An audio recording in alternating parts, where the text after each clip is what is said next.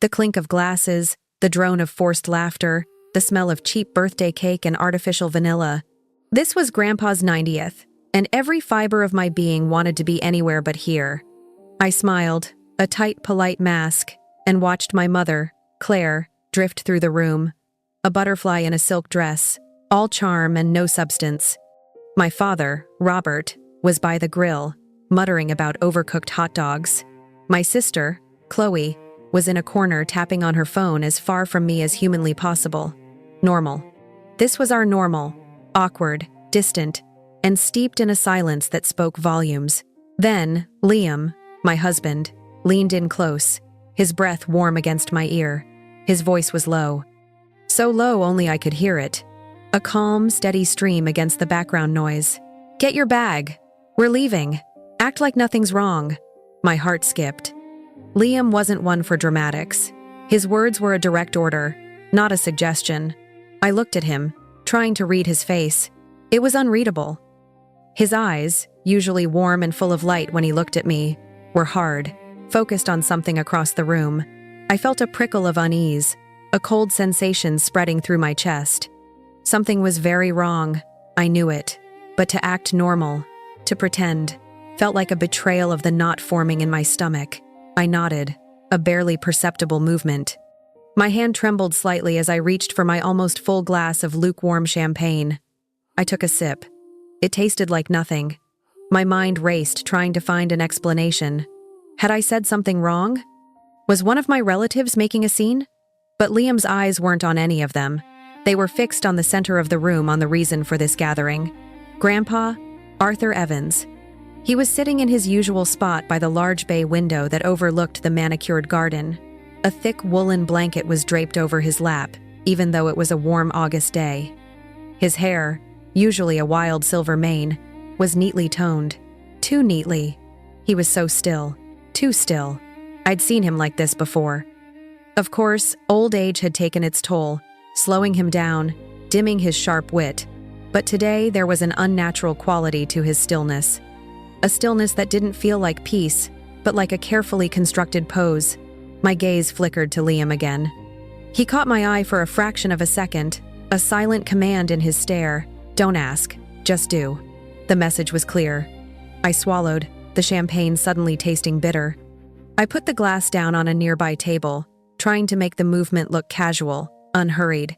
Every instinct screamed at me to grab Liam's hand, to demand an explanation, but I didn't. I trusted him more than I trusted anyone else in this room. "Certainly, I just need to use the restroom," I said, loud enough for a nearby cousin to hear, but not so loud as to draw attention. My voice sounded thin, ready, even to my own ears. I forced a small apologetic smile. The cousin nodded, already distracted by another conversation. No one was truly paying attention to me. They never did. It was an old ache, a familiar wound. This family gathering was just another stage where I played a bit part easily overlooked, easily forgotten. And in this moment, that neglect was a strange kind of blessing. It made my exit easier, less noticeable. I walked towards the staircase, my steps measured, deliberate. Each footfall felt heavy, laden with an unspoken urgency. My heart hammered against my ribs, a frantic drumbeat urging me forward. I could feel Liam's eyes on me, guiding me, pushing me. I didn't look back. I just kept walking. Upstairs, the quiet was a stark contrast to the forced cheer below.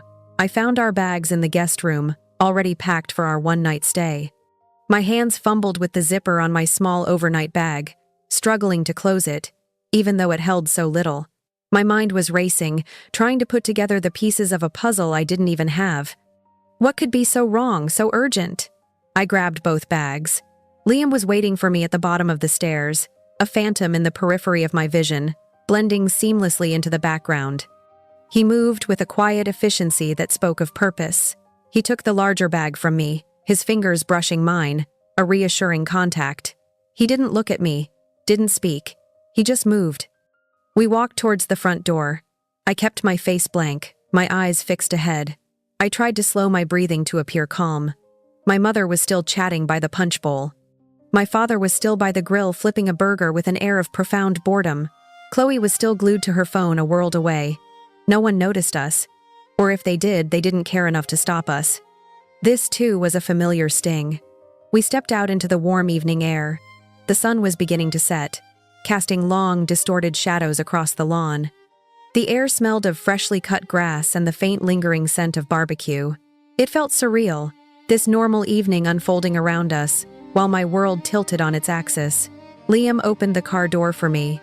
I slid into the passenger seat, my movements stiff, robotic. He walked around to the driver's side, his back to the house. He opened his door, slid in, and with a soft click locked all the doors. Then he started the car. The engine purred to life, a low rumble beneath us. He pulled out of the driveway slowly, carefully, as if not to attract attention. The house receded in the rearview mirror, a brightly lit facade, hiding secrets I was only just beginning to suspect. We drove in silence for a few minutes. The only sound the hum of the engine and the faint rustle of my clothes as I shifted in my seat. I kept glancing at Liam, waiting for him to speak. His hands gripped the steering wheel, knuckles white. His jaw was set, a hard line. He looked focused, intense, like a man on a mission. And he spoke, his voice a low, steady whisper cutting through the silence of the car like a sharp blade. "That's not your grandfather." The words hung in the air, heavy and dark. They were a punch to the gut, a cold wave washing over me. My breath hitched. Denial, fierce and immediate, flared within me. It couldn't be true. It was impossible. But the certainty in Liam's voice, the utter conviction, made my denial crumble. Piece by agonizing piece. My stomach lurched. The world outside the car, bathed in the soft, fading light of dusk, suddenly seemed menacing, unreal. The party had been a nightmare from the moment we arrived. A perfectly polished fake nightmare. Everything felt off. The plastic champagne flutes, for one. Grandpa Arthur, a man of refined taste, who insisted on real crystal for even the smallest gathering, would never have allowed such cheapness. The music, too. Bluetooth speakers blaring some generic pop playlist. Grandpa preferred classical or old jazz. Never this. Claire, my mother, was in her element, though. She floated through the sparse crowd, hugging guests, her smile wide and practiced. She looked like the perfect hostess, a vision in her expensive silk dress, her hair perfectly coiffed. She didn't look like a woman celebrating her father's 90th birthday. She looked like a woman performing, a woman putting on a show.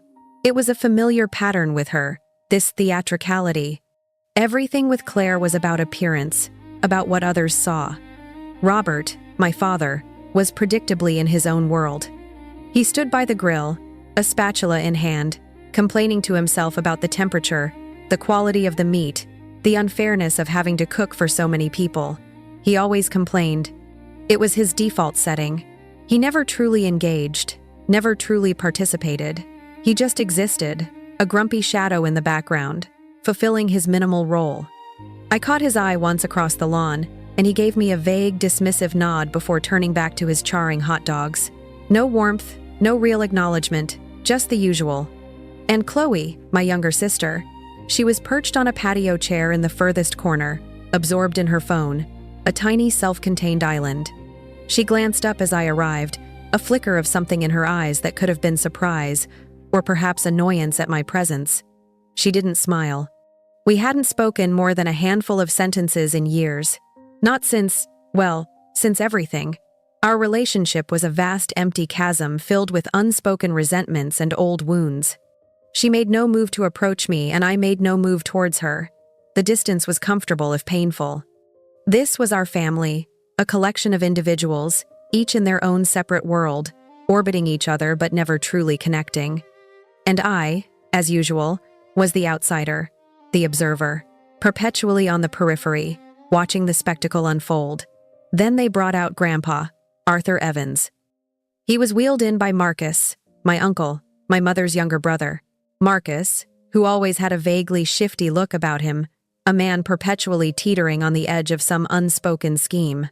He was beaming, pushing the wheelchair with an exaggerated flourish as if presenting a prized exhibit. Grandpa was sitting upright, a soft blue blanket covering his legs. His hands were clasped neatly in his lap. His silver hair, usually a wild, distinguished mess, was smoothed back, almost lacquered. His face was pale, almost waxy.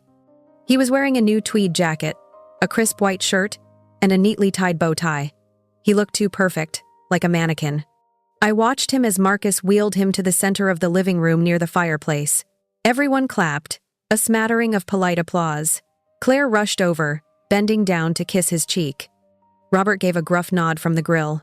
Chloe finally looked up from her phone, a brief, uninterested glance. Grandpa just sat there. His eyes were open, fixed on some distant point beyond the room, beyond us. They were blue, the same striking blue as mine, a family trait.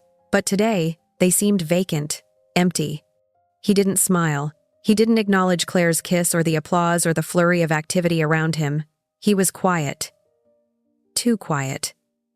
A shiver ran down my spine. This wasn't the Grandpa Arthur I knew, the man who, even in his declining years, would still offer a wry comment, a knowing wink, a gentle squeeze of the hand. The man whose presence, even when silent, radiated a powerful, comforting warmth. This man felt like an imitation, a poorly constructed prop. He sat through the awkward toasts, his gaze unwavering, fixed on nothing. Claire raised her plastic champagne flute, her voice trembling with what she clearly intended to be emotion, but which sounded utterly hollow to me. To Daddy, our patriarch, our guiding light, our beloved Arthur on his 90th birthday. A chorus of, "Here, here," and another round of polite applause. My eyes kept darting back to him. His chest barely rose and fell. His expression was utterly devoid of emotion. He was still. He was silent. He was too polished, too staged. It was like watching a play, a performance where one of the main actors had forgotten their lines, or perhaps was no longer capable of speaking them. The unsettling feeling grew, a cold dread twisting in my gut. He was my rock, my refuge, the only one in this family who truly saw me, who listened, who didn't judge. When my parents were distant, when Chloe was cruel, Grandpa Arthur was there. His stories, his wisdom, his unconditional love, they were the anchors that had kept me afloat in a sea of familial indifference. To see him now, this silent, inert figure, felt like a deep, personal loss, even before Liam's words confirmed my worst fears. His hands, clasped together, were unnaturally smooth. My grandpa had gnarled, strong hands, hands that had worked the land, built things, written countless letters, hands that had held mine with such tenderness. These hands, they looked too soft, too new. The more I looked, the more details seemed to scream at me. The way his head was tilted just slightly, always at the same angle. The way his mouth was set, a thin, almost imperceptible line. The way his eyes, those blue eyes, held no spark, no recognition. They were just there, empty. The cheerful chatter of the party, the clinking of glasses, the manufactured smiles, it all started to feel grotesque, a macabre charade, a celebration of a man who wasn't truly there, or perhaps wasn't there at all. The thought, cold and sharp, pierced through my carefully constructed composure. I pushed it away, but it lingered, a dark shadow at the edge of my consciousness. And then Liam's words echoed in my mind, the quiet intensity of his voice. "That's not your grandfather." The dread solidified into a chilling certainty. Liam's eyes never left Grandpa. He watched him with an intensity that made my stomach churn. It wasn't the loving gaze of a grandson-in-law. It was the focused, analytical stare, or perhaps an imposter. His expression was calm, almost unnervingly so, but there was a coldness in his eyes that I rarely saw. It was a look that meant business, a look that meant something was seriously wrong. He had been quiet for most of the party, which wasn't unusual for him in large family gatherings. He was always polite, always observant, but never overly effusive. He knew how I felt about my family, the deep-seated disappointment, the constant feeling of being an outsider. He was my rock, my silent support system, always there to steady me. But this was different. This wasn't just quiet observation. This was a silent alarm. "I don't forget faces," he murmured, his voice so low it was almost lost in the din of the party. He didn't look at me, his gaze still fixed on the man in the wheelchair. Not when they're important, not when they're family. My heart hammered against my ribs. I wanted to deny it. I wanted to tell him he was wrong, that he was imagining things, that this was just my beloved grandfather, aged and frail, but I couldn't. The unease that had been growing in me since we arrived was now a full-blown tsunami of dread. Every instinct screamed that he was right. "Look at his ears, Eleanor." Liam continued, his voice still a low, steady murmur, a stark contrast to the chaos forming inside me. "Look closely." I forced myself to look. My gaze, drawn by some morbid curiosity, drifted to the man's ears. And then I saw it. Or rather, I didn't see it. Grandpa Arthur had a distinctive notch on his left earlobe. A small, almost imperceptible scar from a childhood accident. He told me once, a story about climbing a tree and falling, a souvenir from a wild boyhood. It was a small detail, but it was his. It was part of him. I had traced it with my finger countless times when I was little, listening to his stories. It was as much a part of him as his blue eyes or his booming laugh. The man in the wheelchair didn't have it. My breath hitched. My denial, fierce and immediate just moments ago, cracked and splintered like old ice.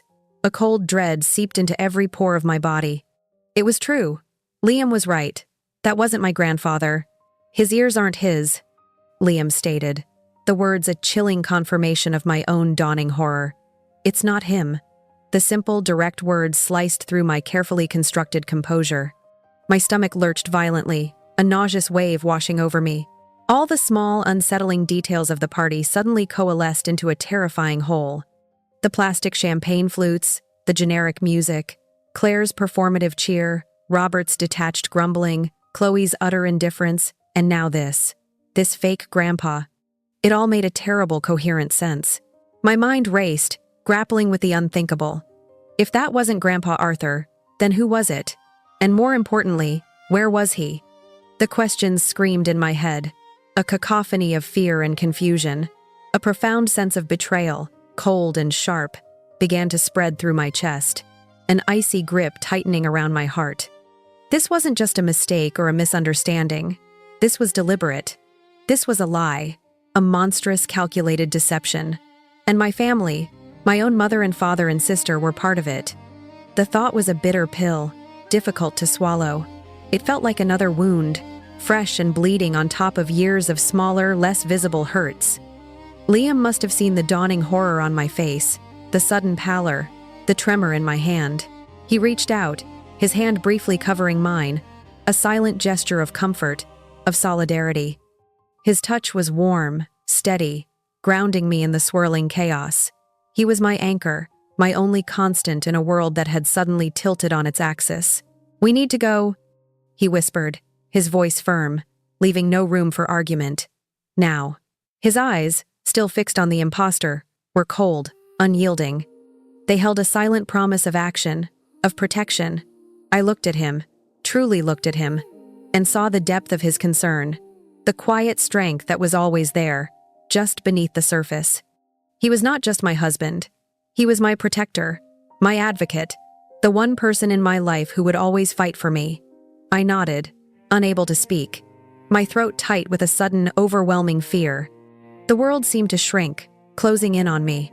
The cheerful chatter of the party, the bright lights, the familiar faces, they all seemed distant, unreal, like a scene from a bad dream. The only reality was Liam's presence, his warning, and the chilling truth that had just been unveiled. This was no longer just an awkward family gathering. This was something far more sinister, and we had to escape it. My hands fumbled with the zipper on my bag. My fingers felt numb, clumsy. My mind was a whirlwind of fear and disbelief. "That's not your grandfather." The words echoed in my head, a terrifying mantra. I could hear the muffled sounds of the party below, the forced laughter, the clinking of glasses.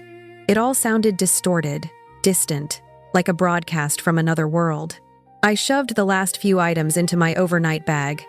A toothbrush, a change of clothes.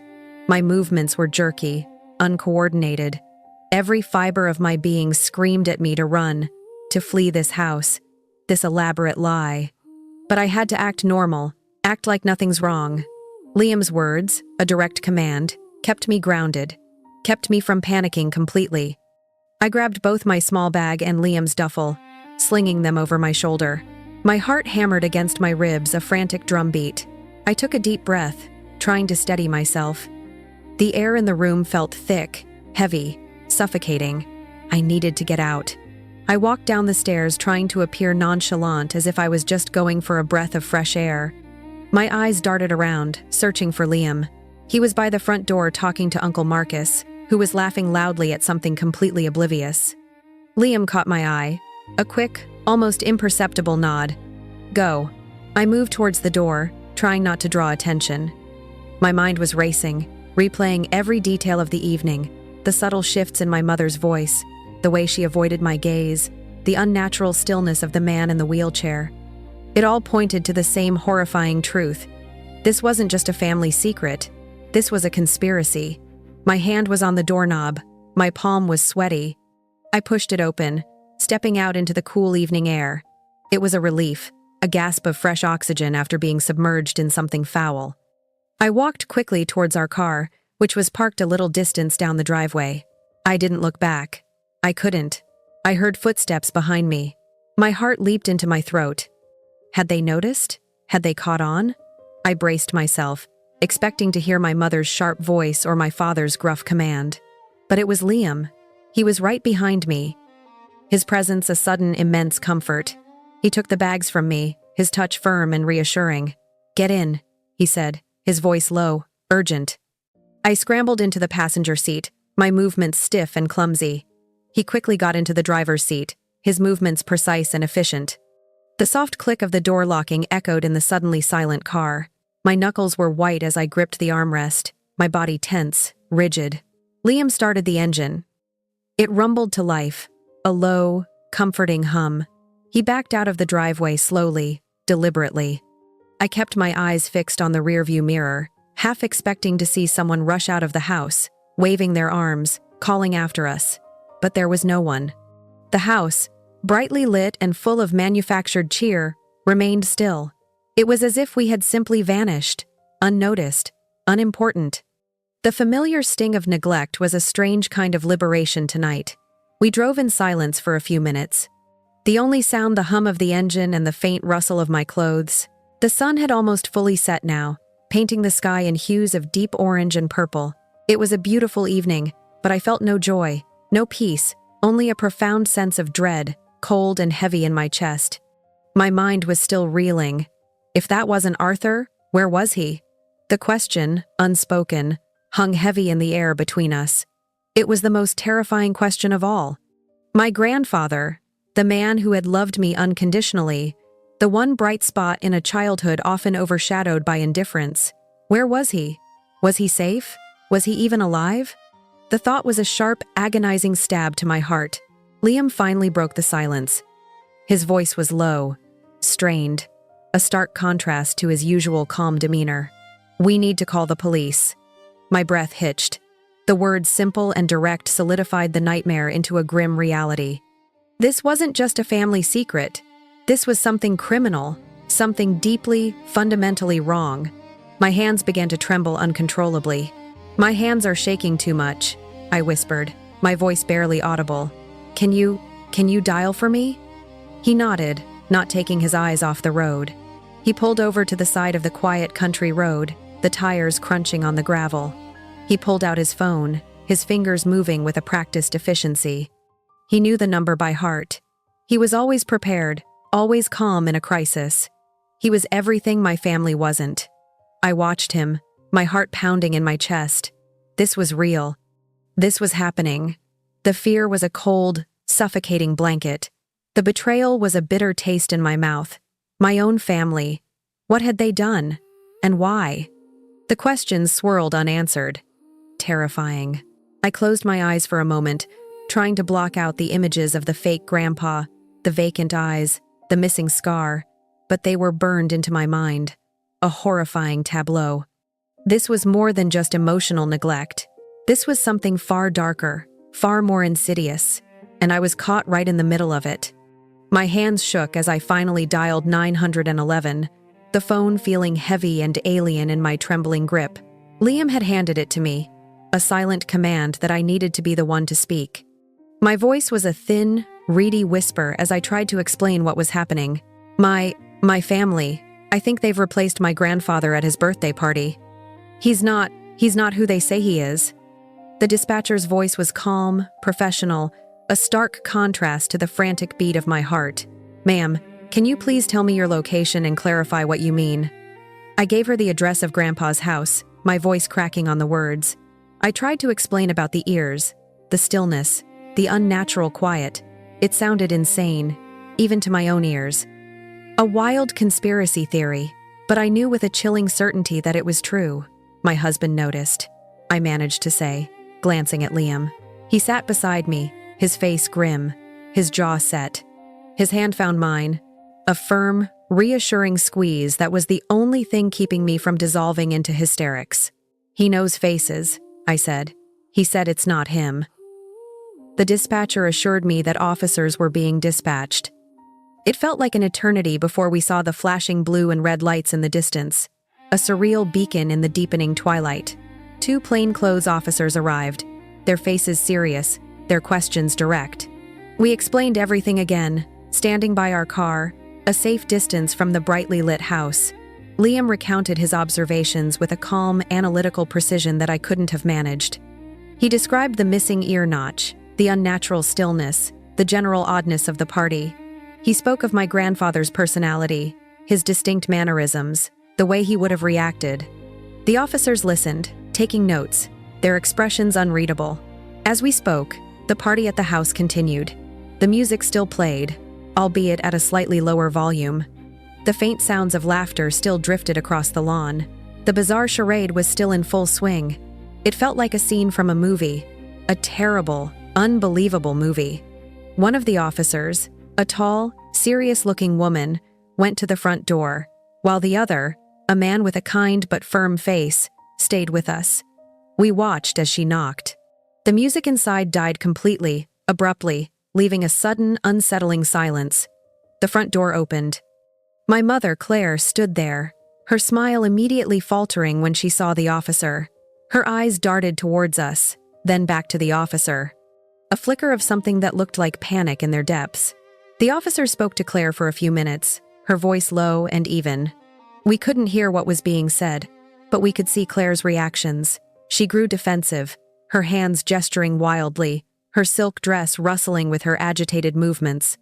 Her face, usually so composed, was contorted with what looked like anger and fear. She pointed towards us, then back towards the officer, clearly protesting our presence, our accusations. My father, Robert, appeared behind her, his usual complaining demeanor replaced by a rigid, almost fearful posture. He didn't engage with the officer. Instead, he just stared out at the hedges, as if they held the answers to all his problems. His face was pale, his mouth a thin, grim line. He looked like a man trapped, caught in a situation he had no control over, and desperately wanted to escape.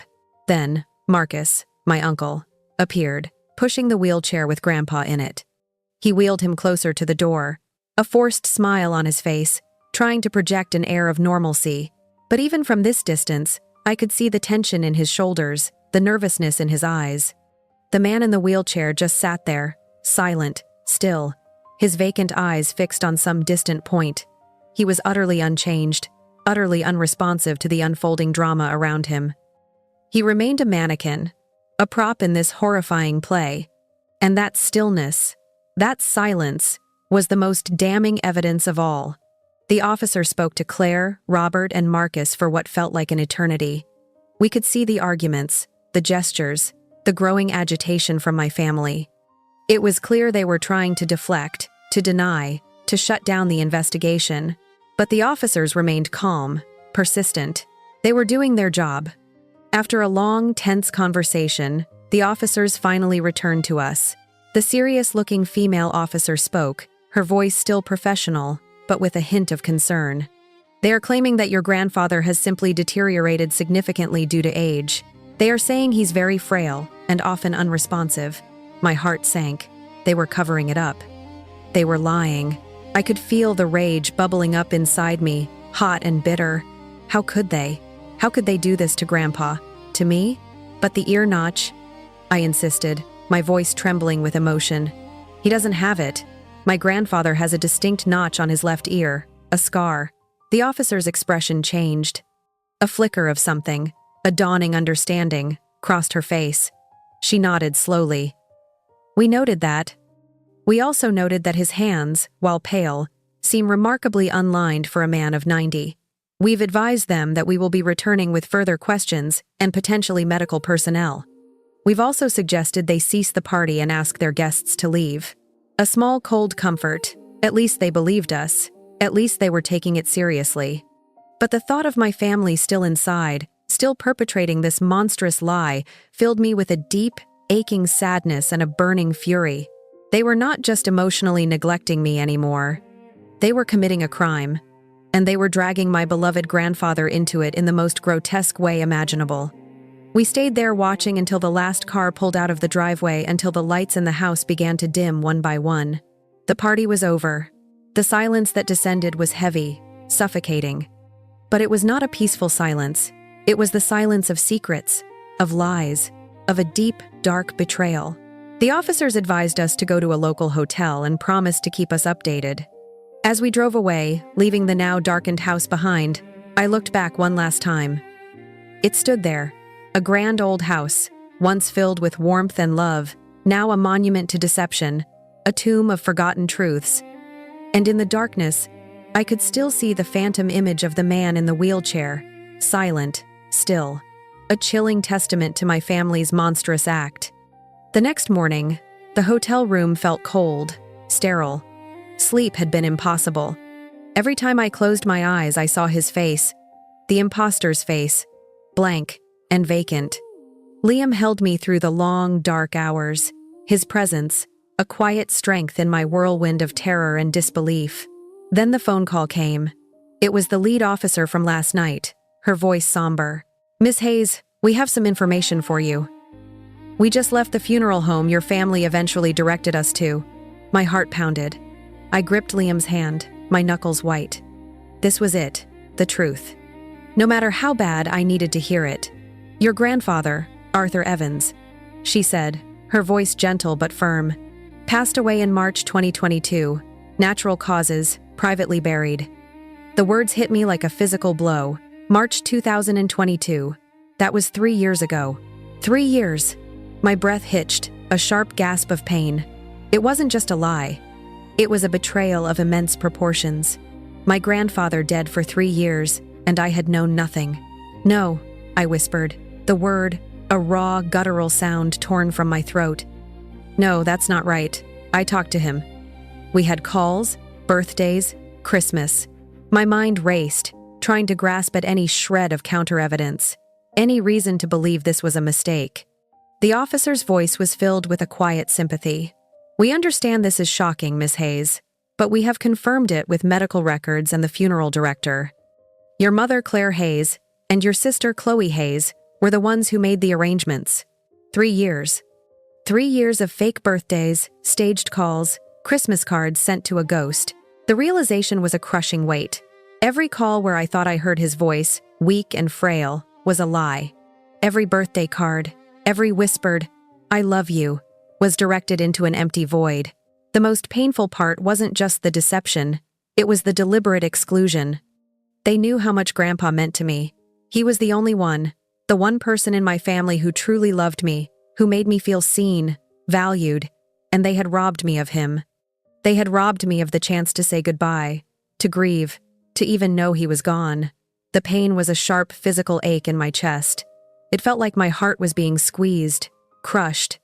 The tears came then, hot and stinging, blurring my vision. Liam pulled me into his arms, holding me tight as I sobbed. The grief for Grandpa and the rage at my family, a potent burning cocktail in my soul. They confirmed the identity of the man at the party. The officer continued, allowing me a moment to compose myself. "It's your uncle, Marcus Evans. He admitted to impersonating your grandfather for family gatherings and phone calls. He claims he was coerced by your mother and sister." Coerced. The word rang hollow. Marcus was always easily swayed. But to this extent.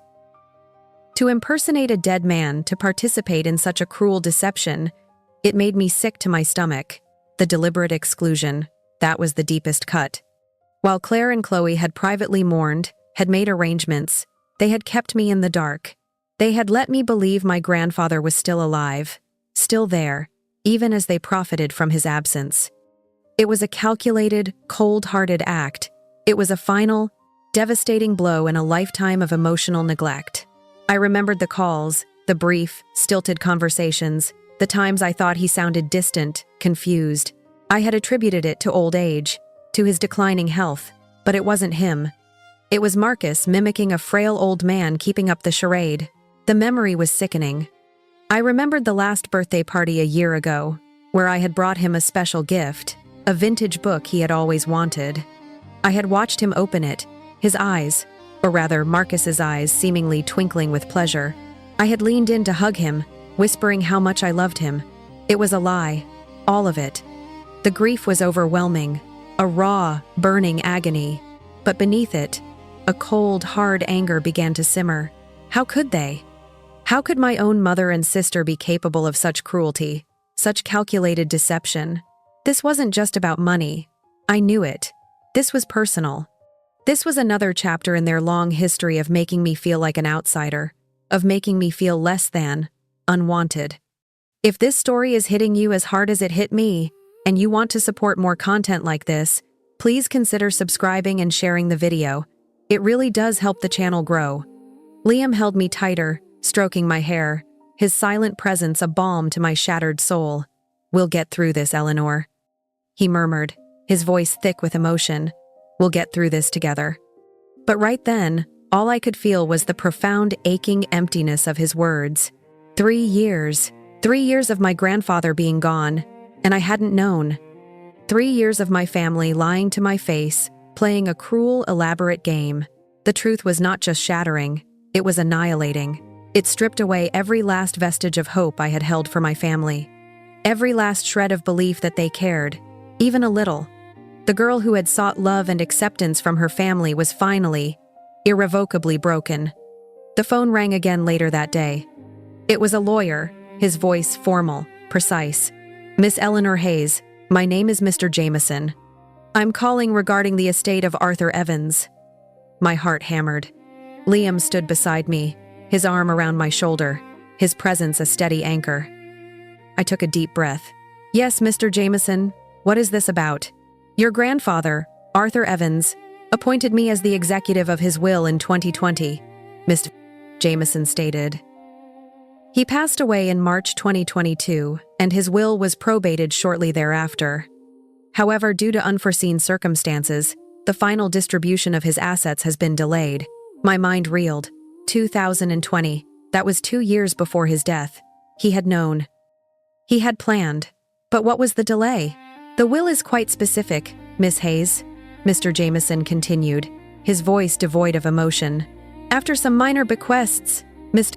Evans stipulated that the entirety of his estate, including his primary residence, all financial assets and personal belongings, was to be left to you, Eleanor Hayes." The words hung in the air, impossibly heavy. The entirety of his estate. To me. Not to Claire. Not to Chloe. To me. My breath hitched. I looked at Liam, my eyes wide with disbelief. He looked back at me, his expression a mixture of shock and understanding. "What?" I finally managed to whisper, my voice barely audible. "But why?" "Mr. Jameson cleared his throat. "Mr. Evans explicitly stated in his will that he was concerned about your emotional and financial well-being. He believed you had been historically overlooked and undervalued by certain members of your family. He wished to ensure your security and provide you with a foundation for your future." The words were a balm to my wounded soul, even as they twisted the knife deeper into the wound of betrayal. Grandpa had seen it. He had known. He had recognized the emotional neglect, the favoritism. He had tried to protect me even from beyond the grave, but the protection hadn't worked. Not entirely. Your mother, Claire Hayes, and your sister, Chloe Hayes, were aware of the contents of the will shortly after his passing. Mr. Jameson explained, his voice taking on a colder edge. They contested it, claiming undue influence. But their claims were dismissed. The will was ironclad. They knew. They had known for years. My heart pounded with a bitter fury. This wasn't just about money for them. It was about control. It was about denying me anything good, anything that wasn't filtered through their own resentment. After the will was upheld, Mr. Jameson continued, they refused to vacate the property. They have been living in Mr. Evans's house and accessing his financial accounts, claiming they were following his wishes, maintaining his comfort in his old age. The pieces of the horrifying puzzle clicked into place with a sickening thud. This was it, the motive. This was why they staged parties. They used Marcus, my gullible uncle, to impersonate Grandpa. All to keep up the charade, to keep living in the house, to keep draining his money, all while perpetuating the lie that my grandfather was still alive and well, just too frail to interact properly. It was a monstrous deception built on a foundation of greed and resentment. They wanted to deny me what was rightfully mine, what Grandpa had intended for me. They wanted to maintain their comfortable lifestyle, their access to his wealth without doing the decent thing, and telling me he was gone. The anger surged hot and fierce, burning away the last vestiges of my grief. This wasn't just about my grandfather's death anymore. This was about their deliberate, calculated cruelty, their continuous effort to undermine me, to diminish me. So, for 3 years, I stated, my voice shaking with suppressed rage, they've been living in his house, using his money, pretending he was alive. All to prevent me from inheriting what he left me. That is correct, Miss Hayes. Mr. Jameson confirmed. They have been obstructing the execution of the will and engaging in what appears to be a fraudulent scheme. Fraudulent scheme. The words echoed in my head, stark and incriminating.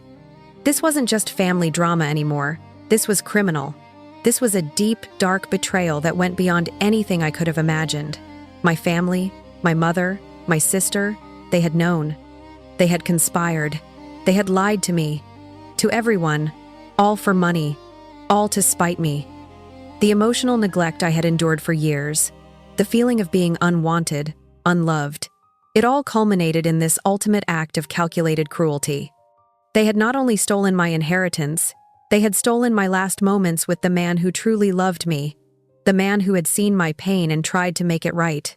The phone felt heavy in my hand. I looked at Liam, my eyes blazing with a newfound resolve.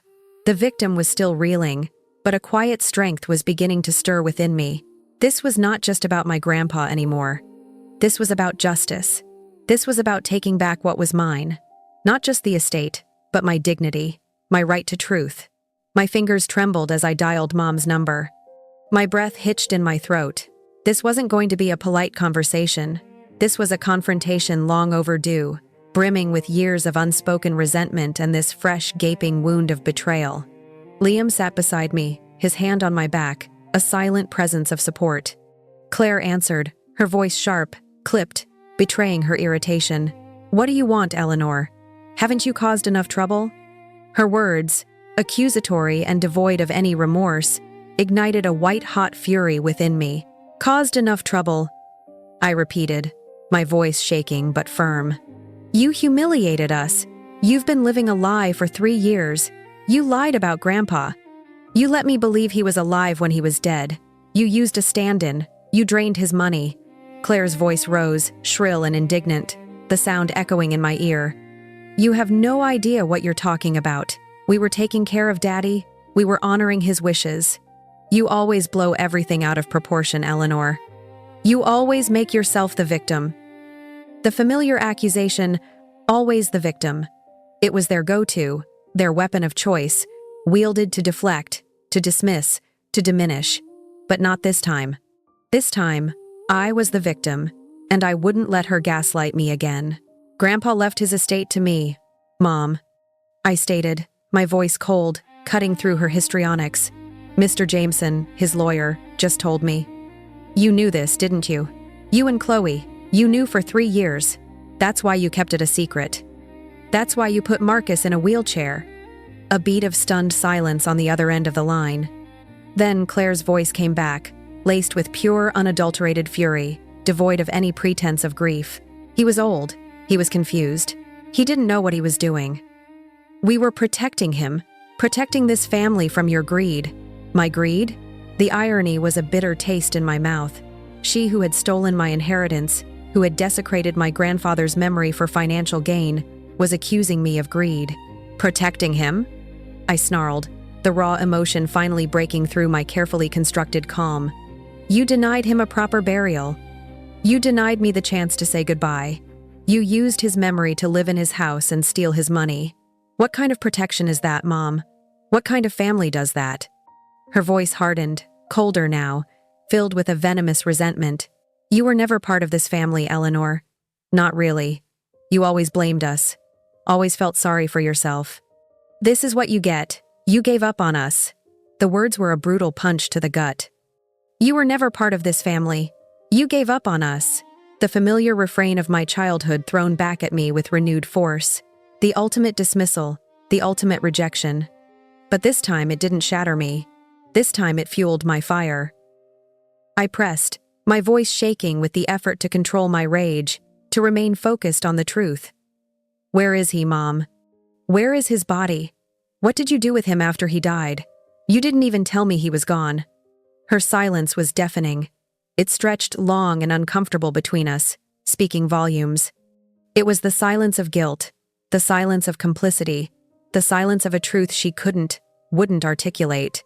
I waited, my heart pounding, hoping, praying for some flicker of remorse, some shred of explanation. But there was nothing, just the empty, hollow silence. Mom, I pressed again, my voice softer now, tinged with a desperate plea for an answer, for some closure. The line went dead. She had hung up. Just like that, the final brutal act of dismissal. No explanation, no apology, no acknowledgement of the profound wrong she had committed. Just the click of the phone severing the last fragile thread that bound us. I stared at the phone in my hand, tears blurring my vision again. But this time they were tears of pure, unadulterated fury. The anger was a burning inferno in my chest, consuming the pain, the grief, the years of quiet suffering. This wasn't just about money or inheritance. This was about their continuous, systematic, emotional abuse, their constant need to diminish me, to make me feel small, unimportant. Liam gently took the phone from my hand, his face grim.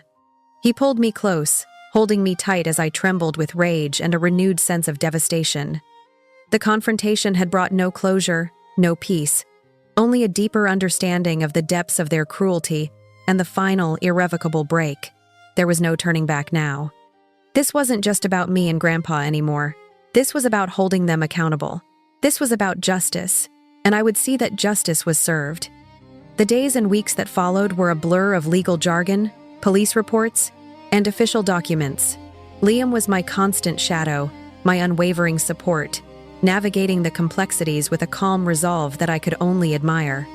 He handled the calls, organized the paperwork, and stood by me through every step of the painstaking process.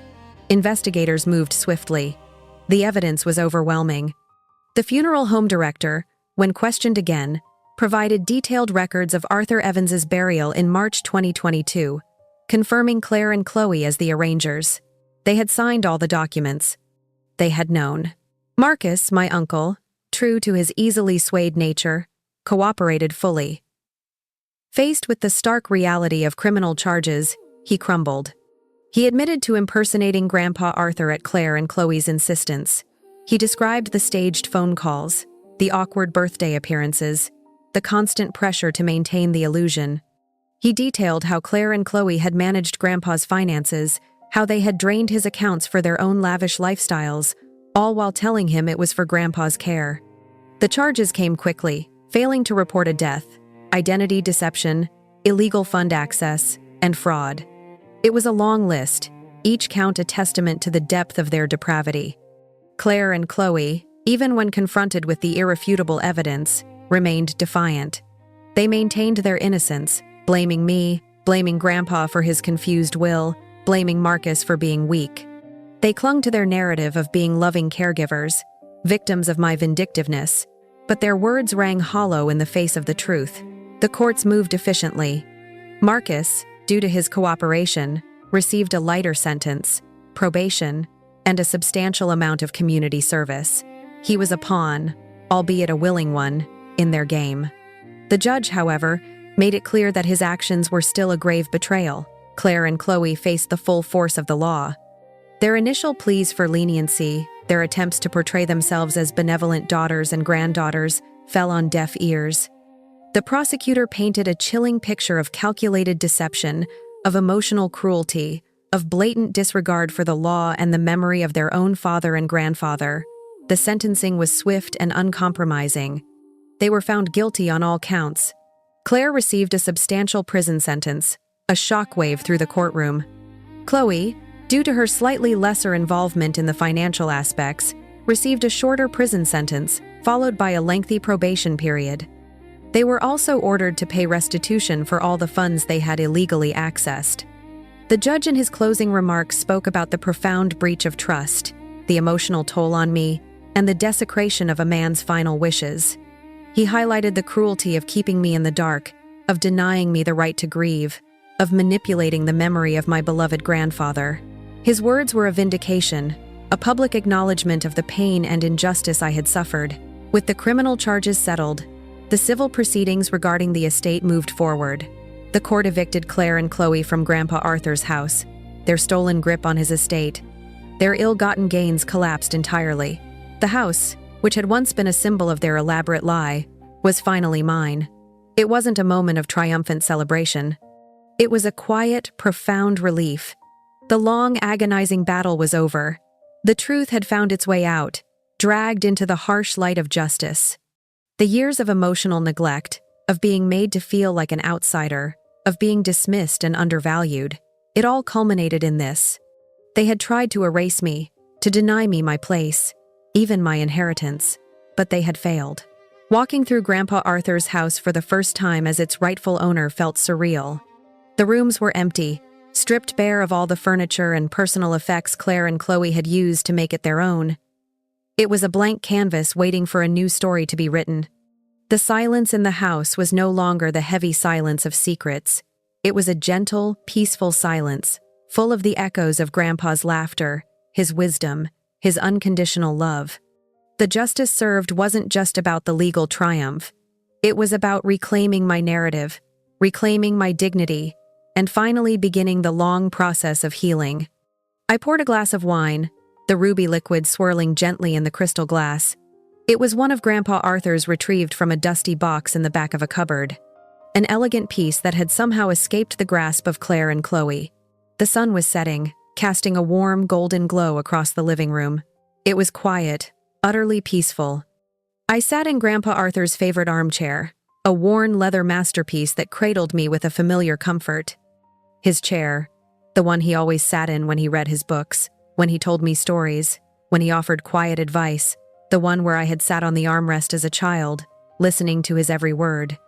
For once, I didn't feel like an outsider, not in this house, not in this chair. This was my home now, inherited not just through a will, but through the profound and undeniable love of the only family member who truly saw me. The journey had been long, painful, and filled with shattering truths.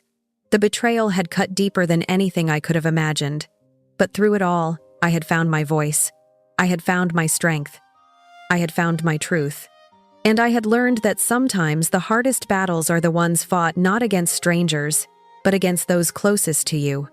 The anger and grief still lingered like faint shadows, but they no longer consumed me. The quiet power I felt now wasn't about revenge or retribution.